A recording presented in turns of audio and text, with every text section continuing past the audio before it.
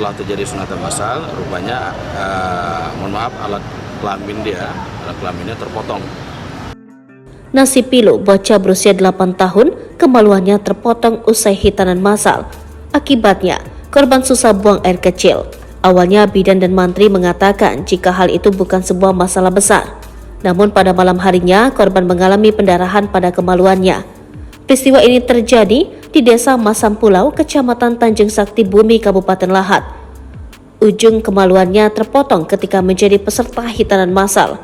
Insiden ini terjadi saat korban inisial AL mengikuti hitanan massal yang digelar oleh Dinas Kesehatan Kabupaten Lahat pada 17 Oktober 2023. Kini keluarga korban bersama kuasa hukum telah mengadukan oknum bidan dan mantri yang menghitan korban ke Ditreskrimsus Polda Sumsel.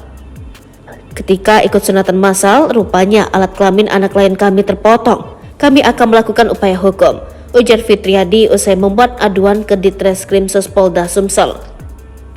Oknum bidan dan mantri yang menangani korban langsung memberitahu kepada ayah korban bahwa alat vital korban sedikit terpotong tetapi bukan sebuah masalah besar.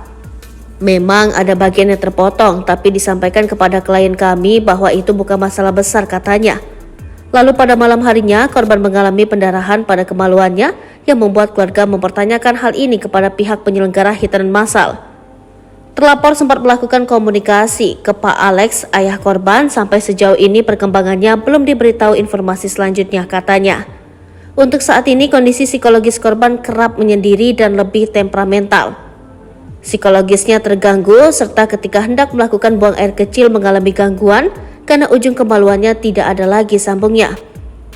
Untuk saat ini pihaknya telah membuat aduan ke Ditreskrimsus Polda Sumsel dan segera membuat laporan tertulis.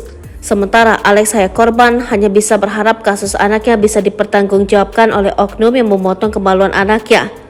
Dengan suara pelan, Alex meminta keadilan untuk sang anak. Saya sebagai orang tua meminta keadilan untuk anak saya dan meminta kepada oknum yang bersangkutan untuk bertanggung jawab atas kejadian ini, ujar Alex.